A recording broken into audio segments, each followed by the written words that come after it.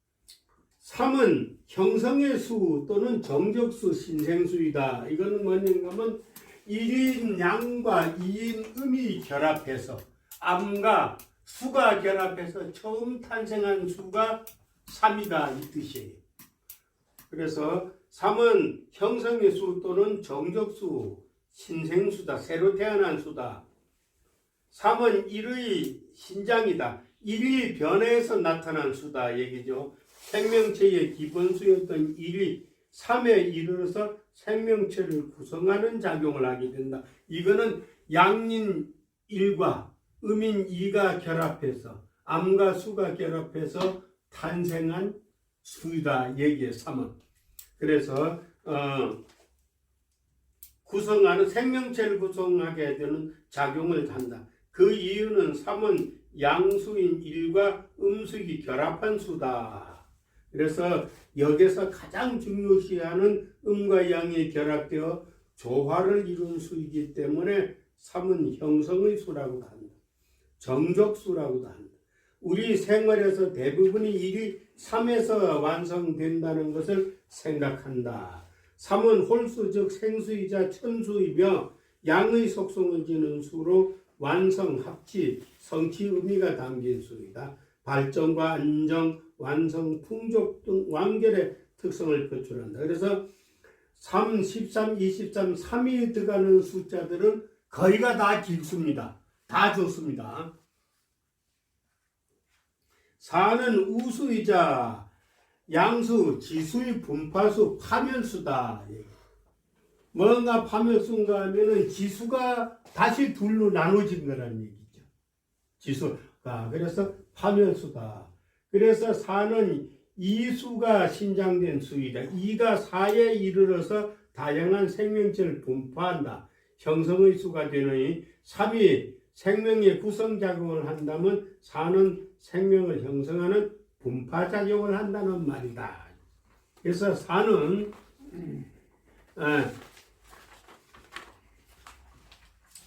짝수로서 우수이다. 이 우수는 여기 짝구자를 써서 짝수라는 뜻이에요. 우수이자 지수, 음수이다. 정적수인 3가는 반대로 미정수다라고 하는데 운명에서 작용하는 의미는 분립, 파괴적인 특성이 있다고 보며 파괴와 분화, 분산의 뜻을 포함하고 있다. 그래서 4, 14, 24 그런데 수가 여기에 포함되는데 4는 24를 제외하고는 다 흉수입니다. 24를 제외하고는 다 흉수입니다. 다음에 5수는 생수의 마지막 수이며 주체적 통솔수이다. 5는 홀수로서 기수이자 천수, 양의 속성을 지닌 수다. 예. 5는 수리적인 의미로 생성과 변화의 기본이 되고 생명운동을 주관하는 주체적인 수다. 하늘의 오성, 땅의 오행, 인체의 오장 그에 속한다. 또한 5는 중간의 수로서 각각의 수에 5를 더하면 6에서 10까지 성수가 이루어진다. 따라서 5는 생명운동의 주체수이자 주동적인 역할을 하므로 정립과 성취의 의미를 담은 수로 본다. 그러므로 5는 중립적 성향, 정립, 주체적 역할, 안정 등의 의미를 지닌 수라고 하는 것이다. 근데 제가 이 끝에 5가 드러나는 숫자는 거의가 다 좋습니다. 55는 아마 흉수가 아닌가 생각하는데 거의가 5가 들어가면 다 좋습니다. 55를 빼고 아마 그런 것 같아요. 제가 정확하게는 모르겠습니다. 다시 파악을 해서 말씀드릴게요. 6은 긴장과 대립이 개성의 수다. 6은 5와 대치되는 의미를 지녔다. 따라서 5의 의미가 양으로 동적인 것이라면 6은 음의 성향으로 정적이다. 5수가 인체의 영향을 미쳐 5장으로 투사되어 내부의 혈액 순환을 주관한다면 6수는 인체의 육부로 투사되어 외적인 기력을 조절하는 기능을 주관한다.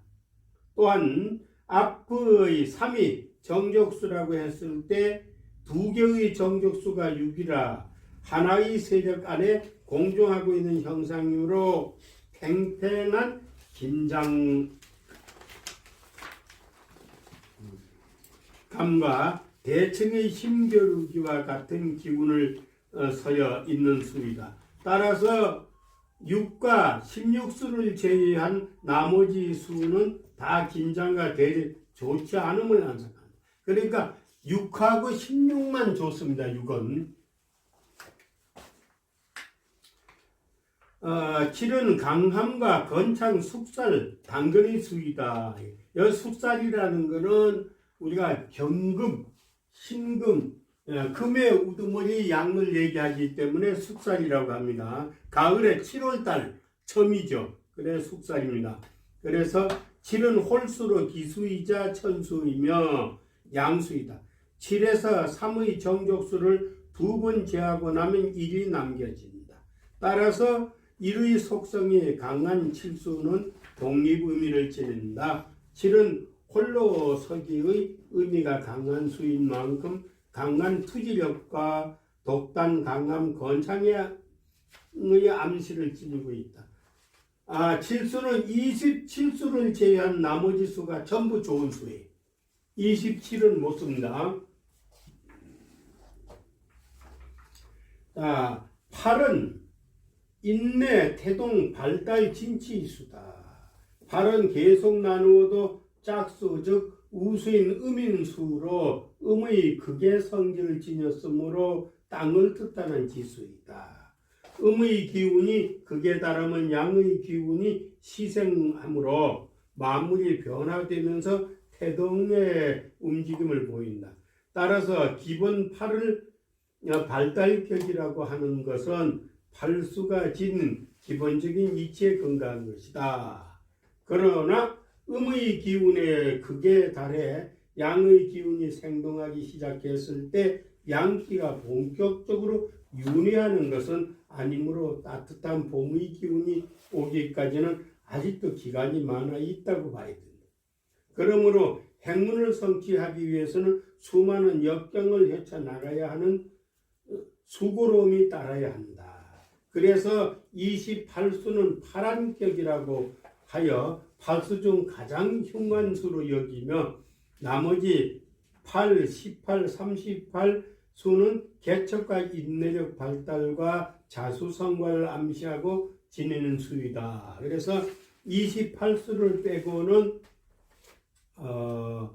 다 그래도 괜찮다 이런 얘기입니다. 그러나 노고가 따르고 고생이 따른 숫자다. 노력해서 개발하고 이루는 수다.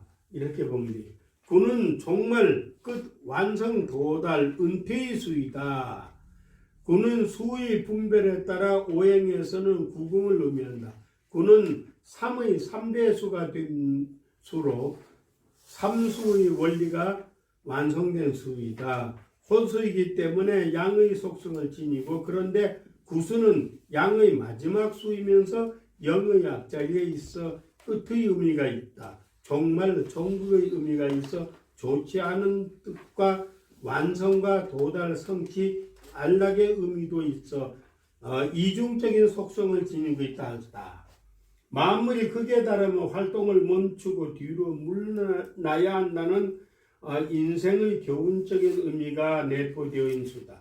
그래서 구는 궁핍, 19는 고난, 29는 성공, 39는 안락, 49는 은퇴, 59는 실망, 69는 정지, 79는 종극을 암시한다. 그런데 여기서 구수는 29 하나만 쓸 수 있다. 이렇게 보시면 돼요.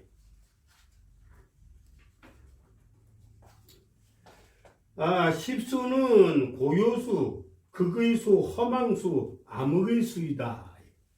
10수는 짝수로 우수이자 땅을 뜻하는 지수이며 음의 속성을 지니고 있는 한편으로 1에서 10까지의 기본수의 가장 마지막에 위치한 수라서 극의 수이다. 우주 만물의 모든 이치가 가득 차면 넘쳐 흩어지는 무의 상태로 되돌아가는 법이므로 영의 수에 속하는 수는 성명학상으로는 허무와 공허, 망함, 무상감, 암흑, 종말을 암시한다. 10은 공허, 20은 허망 이런데 영이 들어가는 수는 하나도 쓸 게 없다. 이렇게 보십니다. 이상으로 1에서 10까지의 기본수의 원리적인 이치와 속성을 살펴보았다. 이는 성명자의 기중을 판단하기 위해서 응용되는 음양 오행의 수리론에 대해서 기본적인 이론을 소개한 것이고, 더욱 상세한 것은 80일 수리 영동법 해제에서 살펴보기로 한다. 이랬습니다. 그래서 이거는 이제 1에서 10까지 수가 암시하고 있는 걸 살펴보고, 그 다음에 이제 교재가 보게 되면은 88 수리 영동법이라고 있어요. 그거 보게 되면 뭐 81은 뭐가 어떻게 해서 안 좋고, 또 예를 들어 뭐는 어떻게 해서 좋고, 이런 식으로 18은 개발 창성이고, 15는 부귀 통솔이고, 그 다음에 뭐 17은 건창이고, 이런 식으로 13은 지혜 총명이고, 이런 식으로 쭉 설명이 다 되어 있습니다. 그래서 장명을 하시게 되면은 이제 글자만 맞춰 가지고 거기서 좋고 나쁨을 가려서, 그러면 어떻게 되는가 하면은 결론적으로는 아까 얘기한 숫자, 끝에 9가 되는 숫자는 29획 빼고는 다 못 쓰고, 4가 되는 숫자는 24획 빼고는 다 못 쓰고, 8이 되는 숫자는 28획 빼고는 거의 다 쓴다. 뭐 이렇게 이제 설명을 하는 거죠. 그래서 성명의 이제 그 획수를 가지고 계산을 해서, 근데 그러면은 10획이라고 해가지고 성명 글자 하나 10획인 숫자는 못 쓴다. 이건 아니다는 얘기입니다. 원형 이정법에 의해서